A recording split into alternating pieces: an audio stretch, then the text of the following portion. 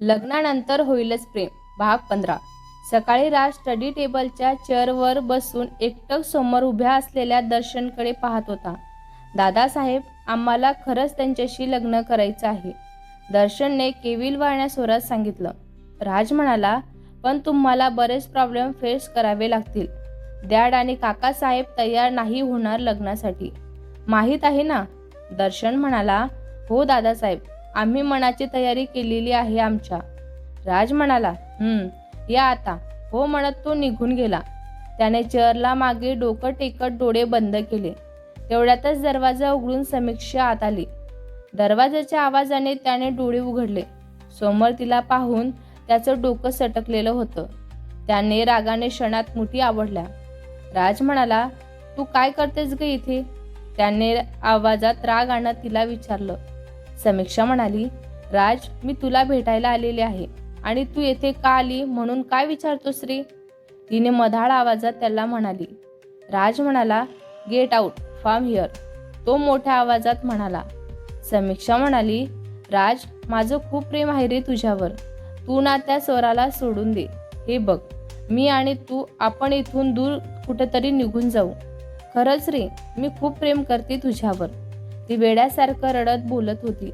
तिच्या शब्दागणित याचा पारा, रागाचा पारा वाढत चाललेला होता. त्याने रागात टेबलवरचं सगळं सामान हाताने विस्कटलं. बाहेर असणारी नोकर माणसं आणि समीक्षा दचकली. त्यातल्या एका नोकरने धावत जाऊन खाली किचनमध्ये असणाऱ्या स्वराला निरोप दिला. ती लगेच स्टडी रूममध्ये आली होती. तिने पाहिलं तर रूममध्ये सगळं सामान अस्तव्यस्त झालेलं होतं.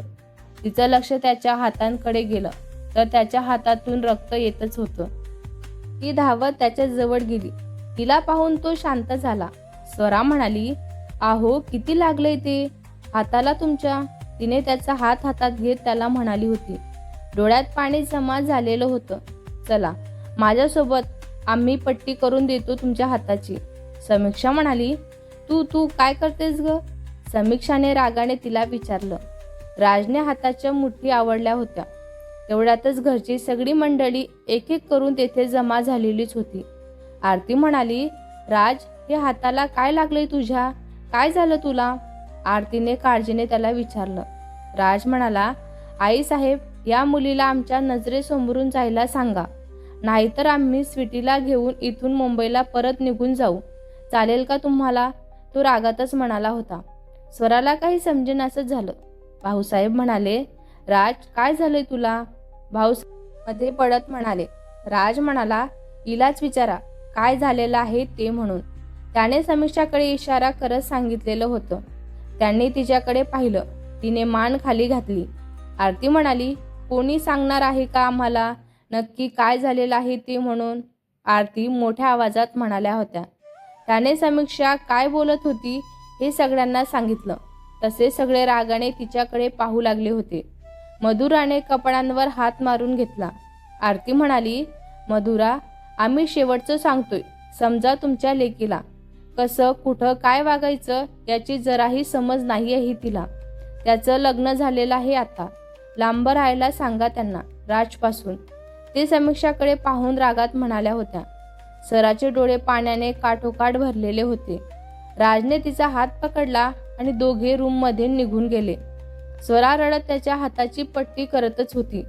तो फक्त एकटक तिच्याकडे पाहत बसलेला होता. त्याने कितीतरी वेळा तिला शांत राहायला सांगितले, पण ती तरीही रडतच होती. राज म्हणाला, स्वीटी, रडू नको ना ग, काय झालं तुला? एवढंही नाही लागलेलं मला की तू एवढी रडत आहेस. ती उसमुसत त्याच्याकडे बघायला लागली. त्याने तिला स्वतःजवळ घेतलं. तीही त्याला बिलगली. स्वरा म्हणाली, आम्हाला भीती वाटते. राज म्हणाला, कशाची ग? स्वरा म्हणाली, ती खरंच सायको आहे. राज म्हणाला, जास्त विचार नका करू तुम्ही, आम्ही बघून घेऊ काय करायचं ते. तू फक्त लांब राहा तिच्यापासनं. ती हुंकारली. त्यानेही तिला अजून स्वतःजवळ घेत डोळे बंद केले. आरती म्हणाली, आहो, करा काहीतरी. पाणी डोक्यांवरून जायच्या आधी करा काहीतरी, नाहीतर अवघड होऊन जाईल. आरती काळजीने भाऊसाहेबांना म्हणाल्या होत्या. भाऊसाहेब म्हणाले, अंबादास दादांना फोन केलेला आहे मी, त्यांच्यासोबत बोलणं झालेलं आहे. येतील ते 2 दिवसामध्ये.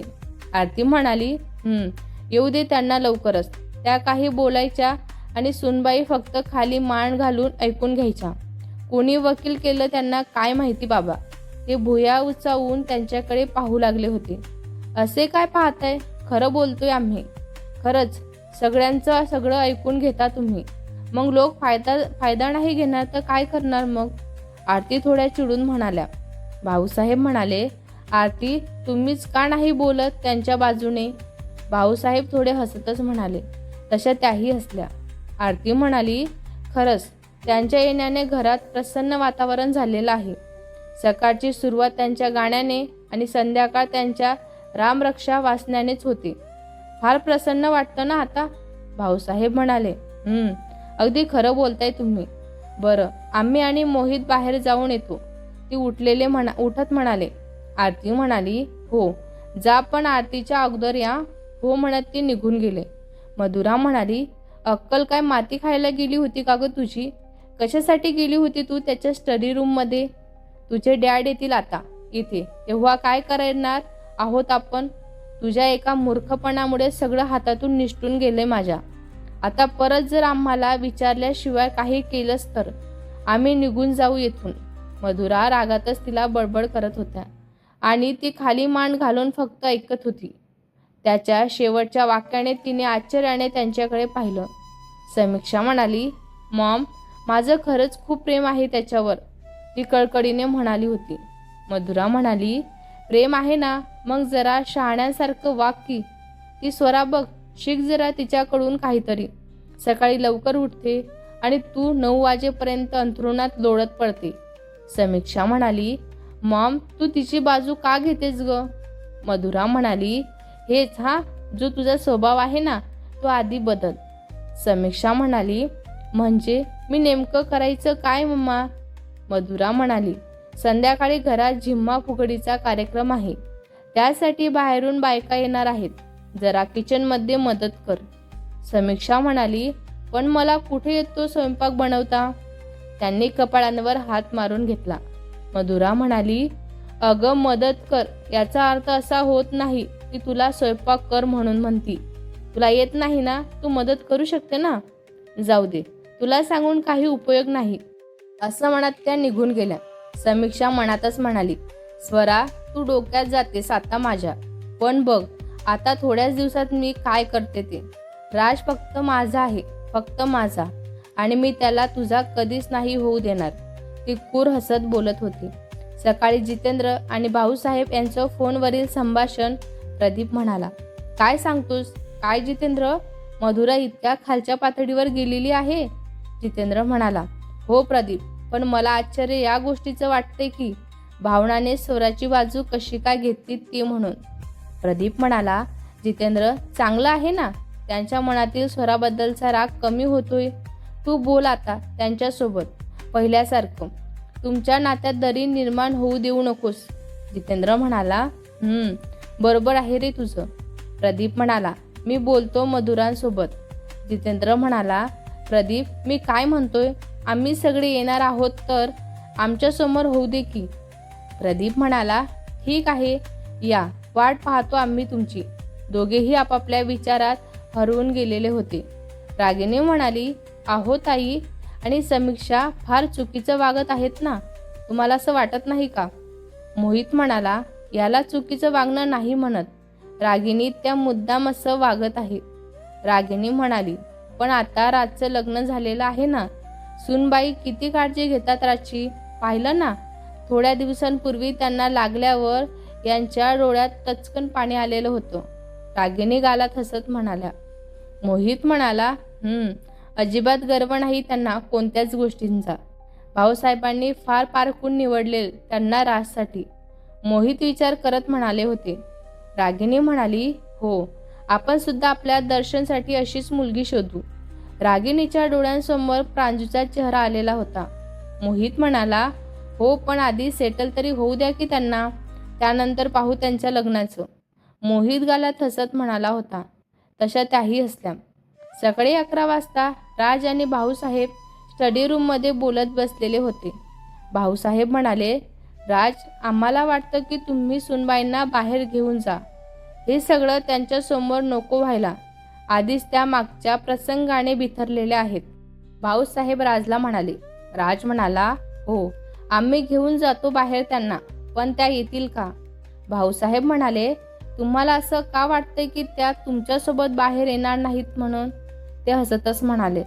राज म्हणाला, त्यांना इथं आलं की कामाशिवाय दुसरं काही सुचत नाही. तो किंचित चिडत म्हणाला होता. भाऊसाहेब मोठ्याने हसायला लागले. तो भुया गोळा करून त्यांच्याकडे बघायला लागला.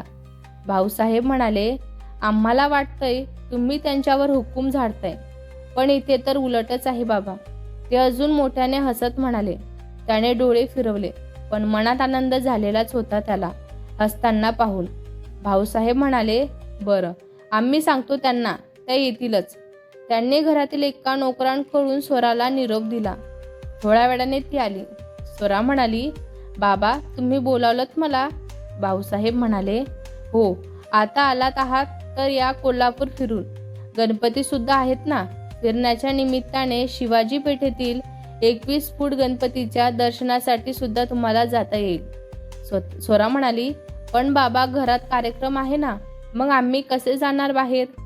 राजने मनातच या बाबतीतीलही स्वतःच्या नशिबाला 4 शिव्याच घातल्या. भाऊसाहेब एकदा त्यांच्याकडे आणि एकदा स्वराकडे पाहायला लागले होते. भाऊसाहेब म्हणाले, सूनबाई, आम्ही सांगतो मालकीनबाईंना, तुम्ही जाऊन या. तिने काही न बोलता होकार मार्तिक मान हलवली आणि तयार व्हायला निघून गेली. भाऊसाहेब राजकडे भुवई उंचावत पाहायला लागलेले होते. तसा तो हसला आणि तयार व्हायला निघून गेला. भाऊसाहेब प्रसन्न हसले.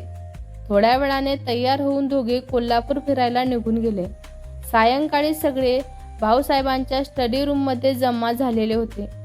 घरामधून आजी आणि आजोबा सोडले तर सगळेच आलेले होते. जितेंद्र नजर रोखून मधुरा आणि समीक्षाकडे पाहतच होते. जितेंद्र म्हणाला, काय चालवलं तुम्ही दोघींनी?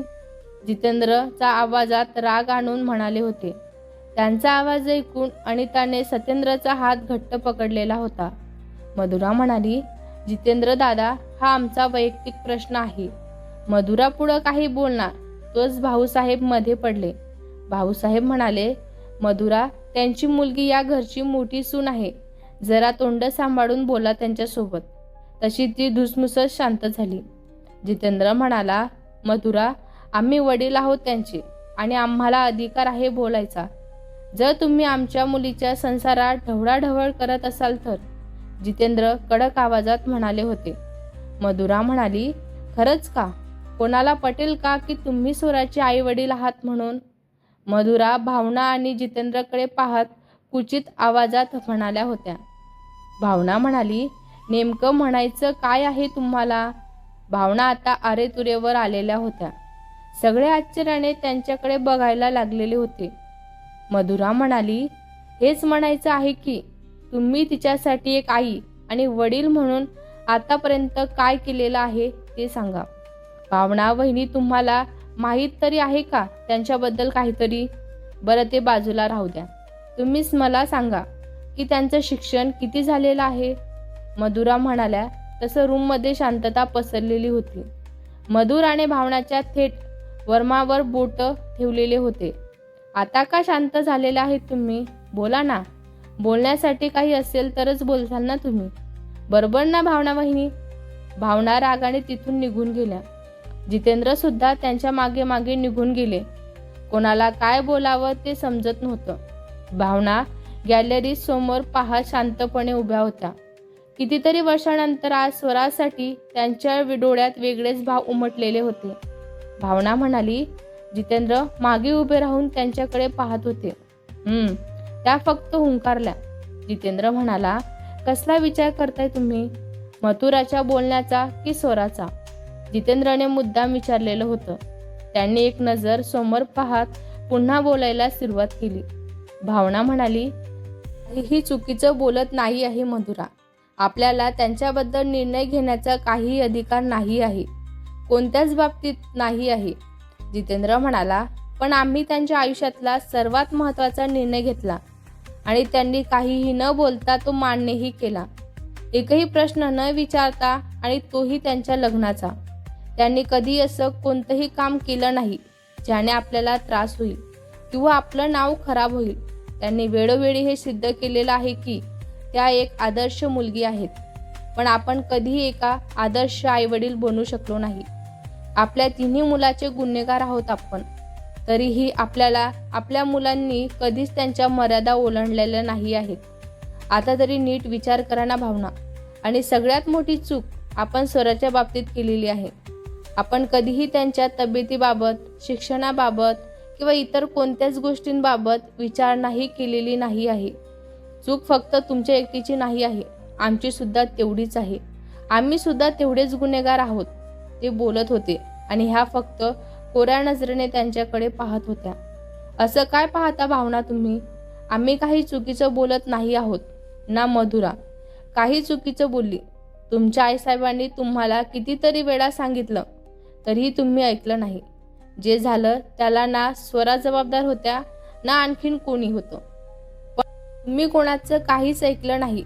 तुम्ही सतत त्यांचा अपमान केलात, सतत त्यांना रागराग केलं, त्यांना वाईट साईड बोलले, सतत त्यांना वाईट साईड बोलतात. पण त्यांनी कधीही तुम्हाला उलटून उत्तर दिलेलं नाही. त्याबद्दल तुम्हाला एक आई म्हणून साध्या साध्या गोष्टीही माहीत नाहीत. एक आई म्हणून तुम्ही तुमच्या तिन्ही मुलांबाबत कमी पडलेले आहात. पण अजूनही वेळ गेलेली नाही आहे भावना. फार मोठं मन आहे आपल्या मुलांचं. सहज स्वीकारतील तुम्हाला आणि तुमच्या अटीमधून मुक्त करा त्यांना आता, असं आम्हाला तरी वाटतं. मन भरून बोलायचं आहे आमच्या लेकीशी आम्हाला. त्यांनी डोळ्यातील अश्रू अडवत स्वतःचे डोळे चिमटीत पकडलेले होते. त्या शून्यात हरवत हुंकारल्या. ते त्यांच्याकडे एक नजर बघून निघून गेले. सत्येंद्र, मधुरा आणि समीक्षा समोर जाऊन उभा राहिला. त्या दोघी त्याला पाहून घाबरलेल्याच होता. हा समोर उभा राहिलेला माणूस काय चीज आहे ते चांगलंच जाणून होत्या त्या दोघी सुद्धा. सत्येंद्र म्हणाला, तुम्ही माहिती काढलीच असेल आमची, हो ना काकू? मी कोण आहे ते म्हणून. असं समजू नका की आम्ही येथे येत नाही म्हणजे आम्हाला काही माहीत नाही येथे काय घडत आहे आणि काय नाही. तुम्हाला चांगलंच माहिती आहे. आम्ही लाडूची बहीण आहोत. ते आमची बहीण आमचा जीव आहे. आम्ही म्हणजे भाईजीसारखे नाही. ते बसतील एक वेळा शांत, कारण ते सहजासहजी मोठ्या माणसांना उलट उत्तर देत नाहीत. आणि त्यात जर समोरची व्यक्ती स्त्री असेल तर अजिबात नाही. पण आम्ही तसे नाही आहोत. आमच्या समोर सगळे सारखेच असतात. भेदभाव नाही करत आम्ही. तो त्यांचा पोलीस स्टाईलमध्ये म्हणाला होता. तसं भाऊसाहेब, मोहित आणि वेदांत गालात हसलेले होते. समीक्षा तर त्यांचा टोन ऐकून घाबरलेलीच होती, पण बोलली काहीच नाही. मधुरा दाट ओठ आवडत त्यांच्याकडे पाहतच होत्या. आणि हो, आणखीन एक, तुम्ही आमच्या आई वडिलांबद्दल बोलत होतात ना, म्हणून सांगतो तुम्हाला. तुम्ही तुमच्या मुलीला संस्कार नाही का दिले? एका लग्न झालेल्या पुरुषांवर नजर ठेवते. काही वाटत नाही का? असं तुम्हाला नाही वाटत का? नाही म्हणजे पटतं कसं तुम्हाला? मुख्य गोष्ट म्हणजे तुम्ही या नीच कामात साथ कशी काय देता तिला आम्हाला कळत नाही. चांगले संस्कार केले तुमच्या मुलीवर तुम्ही. अवाढ द्यायला हवा तुम्हाला नाही का? तो चिडवणाऱ्या आवाजात म्हणाला होता. सगळे गालात हसायला लागलेलेच होते. आणि त्याला तर त्याचं कौतुक वाटून घेतच होती ती. तिला खूप आनंद झालेला होता. वेदांते मनातच त्यांच्यावरून बोटं ओवाळली. त्याला सुद्धा अभिमान वाटतच होता. समीक्षा आणि मधुराला प्रचंड राग येत होता सत्येंद्रचा. सत्येंद्र म्हणाला, एक शेवटचं सांगतोय तुम्हाला. धमकी समजा हवं तर. आमची लाडू फक्त आमची बहीण नाही, काळीज आहे आमचं. त्यांना आम्ही फक्त बहीण नाही तर आमच्या मुलीसारखं जपलेलं आहे. जर तुम्ही त्यांना त्रास देण्याचा, त्यांच्या सुखी संसारात विष पसरण्याचा किंवा हानी पोचवण्याचा प्रयत्न केला तर आमच्या इतकं वाईट कोणीच नाही, लक्षात ठेवा. तो धमकीच्या सुरात म्हणालेला होता. समीक्षा आणि मधुरा रागाने त्यांच्या रूमकडे निघून गेलेल्या. वेदांतने त्यांच्या पाठींवर थोपटलं.